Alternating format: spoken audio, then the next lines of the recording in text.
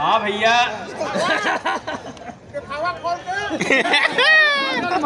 ऐसा है ना, देखिए अभी ये मेरा गणपुत्र था, आप लोगों की गांड मार के अभी बैठा है।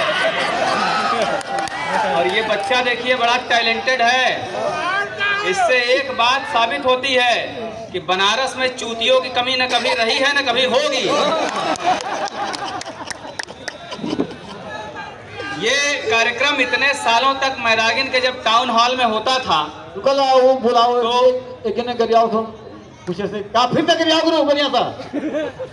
अभी अभी इतने कायदे से आप लोगों को संचालक महोदय ने व्याकरण पढ़ाया तो समझ के गाली दीजिए। भोसड़ी वाले सबको थोड़ी कह सकते हैं, न बुजुर्गों के सबके कह सकते हैं, न चूतिया सबको कह सकते हैं। आप लोग अपना व्याकरण सही करिए भाई, काशी विद्वानों की नगरी रही है। खैर, तो मैदागिन में जब ये कार्यक्रम इतने सालों तक आयोजकों ने किया, राजीव गुरु जी का उनमें सहयोग रहा, तो भीड़ बड़ी भयंकर होती थी। हम लोगों की आदत देखिए थोड़ी खराब है। भीड़ पिछले साल यहाँ झाड़ बराबर नहीं थी, परफॉर्मेंस गड़बड़ा जाता है हम लोगों का। इस बार कुछ चूतियों की संख्या बढ़ी है, लेकिन अब भी हमें इस बात से पूरी तरह से खुशी नहीं है। हम लोग ये चाहते हैं कि आप अपने समस्त गांडू मित्रों को लेकर अगले बार ये पूरा घाट भर दें, जिससे यहाँ का परफॉर्मेंस सुधर जाए। और अभी देखिए ये बच्चा पढ़ रहा था बेचारा, कई बार मेरा नाम लिया, और ये मेरी जब की कविताएं पढ़ रहा था। ये 2007 का कवि सम्मेलन था, जबकि मोबाइल में कैमरा नहीं हुआ करता था, ऑडियो वायरल हुआ था। और उस समय ये बच्चा अपनी माँ की बुर में रहा होगा। और देखिए काशी की परंपरा है कि इसके बाप भी यहीं आके कहीं बैठे हैं। लेकिन कितना टैलेंटेड बच्चा था कि भोसड़े में से सुन के मेरी कविता याद कर लिया है। मैं जैसे ही मंच पे आया, इसने तुरंत मेरा लौड़ा पकड़ के प्रणाम कर लिया। मैंने कहा बेटा बहुत अच्छी बात है, और वास्तव में ये आनंद का विषय है कि नई पीढ़ी तैयार हो रही है। पुराने सारे कभी लाड़ चाट के मरे चले जा रहे हैं एक एक करके। तो अब शुरू करता हूँ। स्वागत है। हाँ भैया पेल रहा हूँ यार, पेलने तो दोगे? अब इतना नया लौंडा थोड़ी रह गया हूँ कि झटके में खड़े खड़े पेल के निकल लूंगा। थोड़ा सा यार टाइम लगता है। फिर ना सिलेगी, फिर ना सिलेगी जो गांड फट जाएगी, फिर ना सिलेगी जो गांड फट जाएगी, और जिंदगी झांट नहीं जो दोबारा उगाएगी। फिर ना सिलेगी जो गांड फट जाएगी, जिंदगी झांट नहीं है जो दोबारा उगाएगी। क्या बात है। जो दे प्रेम से उसकी मार लो, वरना जिंदगी सरका मारने में गुजर जाएगी। अच्छा, ये बच्चा जब पैदा नहीं हुआ था तो इसकी दादी इसकी मम्मी से कहती थी कि बहू एक पोता चाहिए। तो रोज कहें बहू एक पोता चाहिए, कहें माता जी बस एक पोता चाहिए। तो इसकी दादी बोली हाँ बहू बस एक पोता चाहिए। कहीं लेकिन अम्मा आपका लड़का हमको रोज रात को ऐसे चोदता है जैसे 15 अगस्त की रैली हमारी चूत से निकलेगी। तो बेचारे का इस तरह से जन्म हुआ है, इसलिए बढ़िया टैलेंटेड कवि है। समस्याएं हो जाती हैं लॉकडाउन में। भाइयों गुक्कत जी हैं, बड़े अच्छे कवि हैं, वरिष्ठ कवि हैं, प्रतापगढ़ के हैं। इन्होंने मेरी शादी प्रतापगढ़ में करवा दी। जब प्रतापगढ़ बड़ा वीरों का देश है, बड़े खतरनाक लोग हैं, आप भी हैं। धन्यवाद भाई साहब। हमारे अवधि में कहावत है कि 100 पढ़ा न एक प्रताप गढ़ा, तनिका पढ़ा तो सर्वदैयों से बड़ा। तो लॉकडाउन में मैं ससुराल में फंस गया संयोग से, और लंबे समय तक लॉकडाउन लग गया। तो एक दिन मूड हो गया, मैंने पत्नी से कहा चलो सेक्स हो जाए। तो कहे हटिए आपको शर्म नहीं आता है, देख नहीं रहे हम अपने मम्मी पापा के घर हैं। तो मैंने कहा क्या हमारे मम्मी पापा का घर रंडी खाना है, वहां झट तैयार होता है।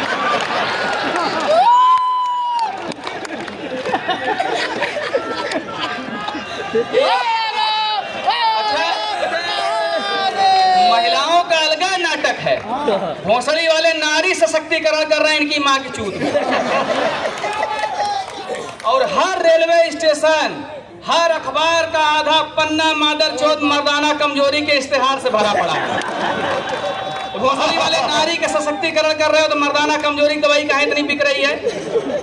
राजू गुरु जी बड़े अब तो बूढ़े हो गए हैं, अभी गए एक हकीम के यहाँ, जितने साले मर्दाना कमजोरी के डॉक्टर हैं 99% मादरचोद जुल्हे हैं।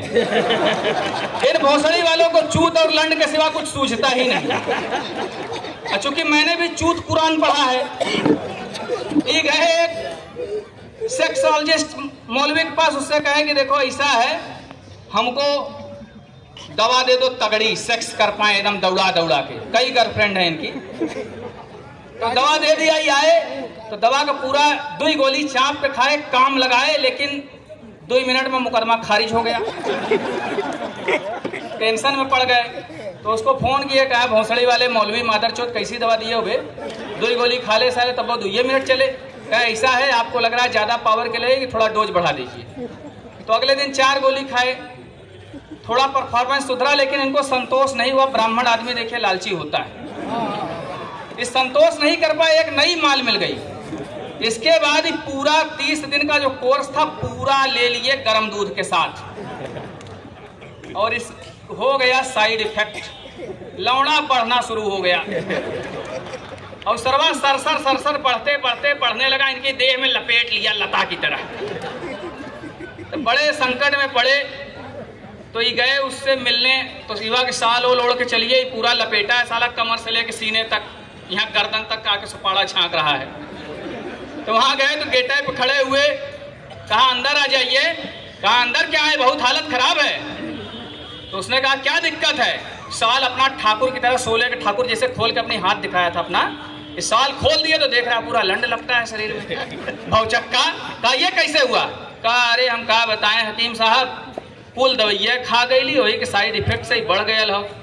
क्या अच्छा अंदर आइए, देखते हैं, काट पीट के छोटा कर देंगे। कह रहे अंदर आइए। कहे नहीं आ पाएंगे। कहे क्यों नहीं आ पाएंगे? कहे अरे अंड कोसवा ठेला पे लदल हो पिछवा।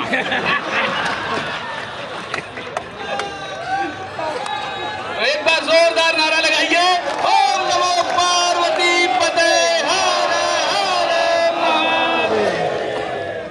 अच्छा, कई मादरचोद कहते हैं भोसड़ी वाले कि इसमें बीच में जो भगवान का नाम लेते हैं, उन मादरचोदों को पता ही नहीं है कि काशी में भोले बाबा से हमारा क्या संबंध है।